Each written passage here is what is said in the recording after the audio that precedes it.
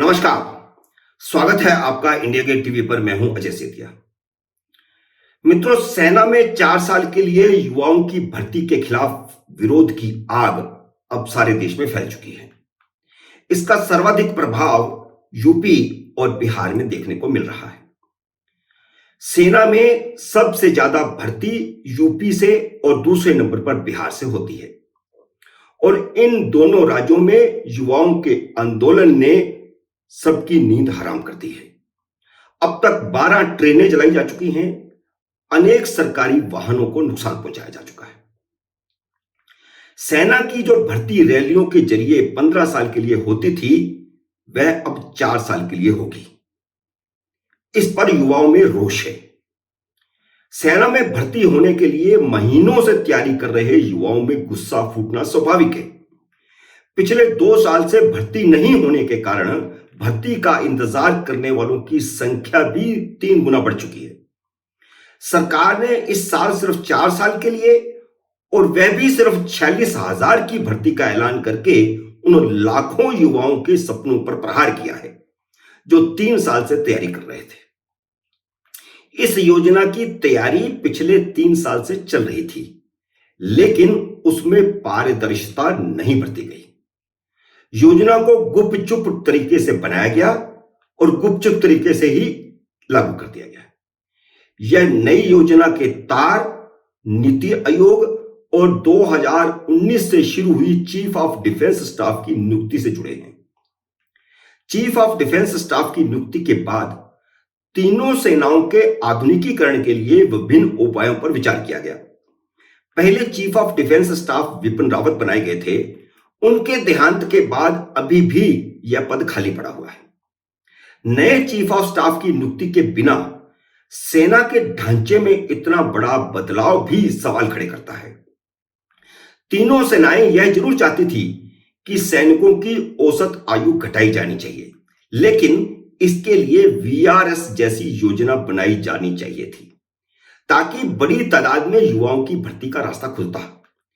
भविष्य के लिए सैनिकों को ज्यादा लाभ देकर सेवा का कार्यकाल 15 साल से घटाकर 12 साल या 13 साल करके औसत आयु घटाई जा सकती थी।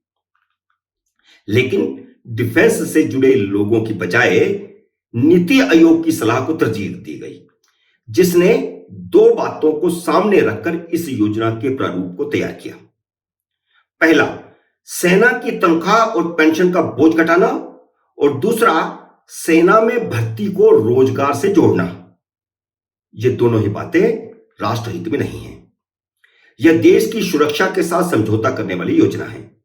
सेना सीमाओं की हिफाजत और देश के भीतर शांति बनाए रखने के लिए स्थायी इंतजाम होती हैं।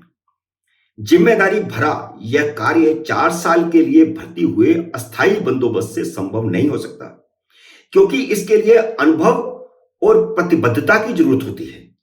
सैनिकों का राष्ट्र के साथ अनुबंध होता है और वह पूरी जिंदगी का होता है। इसे 4 साल के लिए कैसे किया जा सकता है? 4 साल वाली इस योजना में ट्रेनिंग भी सिर्फ 24 हफ्ते की रखी गई है, जबकि रेगुलर सैनिक की भर्ती में ट्रेनिंग 42 हफ्तों की होती है। यह अस्थायी व्यवस्था और आधी ट्रेनिंग युद्ध की स्थिति में कैसे कारगर हो सकती है? इसलिए सिर्फ सेना में भर्ती होने के इच्छुक युवा ही नहीं, पूर्व सैनिक भी इस योजना का विरोध कर रहे हैं। अग्निवीर योजना का विरोध उसी तरह हो रहा है जैसे कृषि कानूनों का हुआ था। सरकार से यह बार बार गलती क्यों होती है?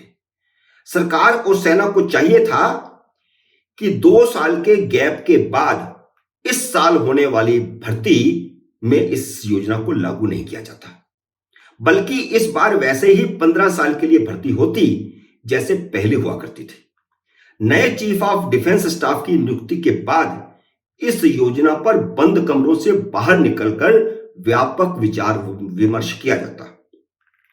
एक बने बनाए सिस्टम को आप बिना व्यापक विचार विमर्श करके नहीं बदल सकते। यह कोई सरकार की नीति का सवाल नहीं है, देश की सुरक्षा का सवाल है, देश की सुरक्षा के ढांचे का सवाल है। इस पर रक्षा मामलों की संसदीय समिति तक में विचार नहीं किया गया। जबकि अखबारों में विज्ञापन देकर पूर्व सैनिकों और आम जनता की राय भी ली जानी चाहिए थी। लेकिन सरकार ने न सिर्फ अग्निवीर योजना का ऐलान किया, बल्कि इस साल रेगुलर भर्ती नहीं करने का ऐलान भी कर दिया। अगर दोनों भर्तियां खोल दी जाती, यानी दोनों भर्तियां एक साथ खोल दी जाती, 15 साल वाली रेगुलर भी और ये 4 साल वाली योजना वाली भी, तो युवाओं के सामने विकल्प खुला होता कि वे रेगुलर सेना में भर्ती होना चाहते हैं या सिर्फ 4 साल सेना को देना चाहते हैं।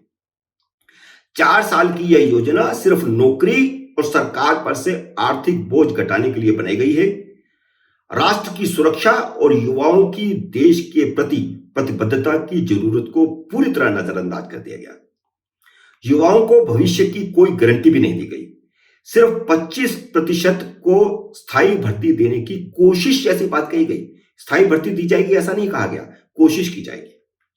तो किसी तरह की गारंटी नहीं है, भविष्य की कोई गारंटी नहीं, ग्रेच्युटी नहीं, पेंशन नहीं। जब देश भर में हिंसक आंदोलन शुरू हो गए और विपक्षी दलों ने आंदोलन का समर्थन कर दिया, तो गृह मंत्री ने अर्धसैनिक बलों में 10% आरक्षण की बात कही है।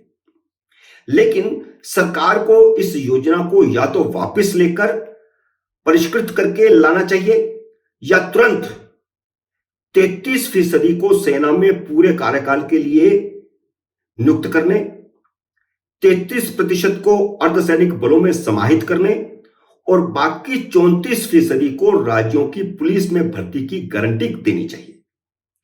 केंद्र सरकार कह सकती है कि राज्यों पर उसका बल नहीं चलता, तो इसके लिए केंद्र को राज्य सरकारों से अनुबंध करना चाहिए। मुख्यमंत्रियों की बैठक बुलानी चाहिए प्रधानमंत्री को और उनसे कहना चाहिए कि राष्ट्र के प्रति सुरक्षा की जो जिम्मेदारी है वो राज्यों की भी उतनी है जितनी केंद्र सरकार की है।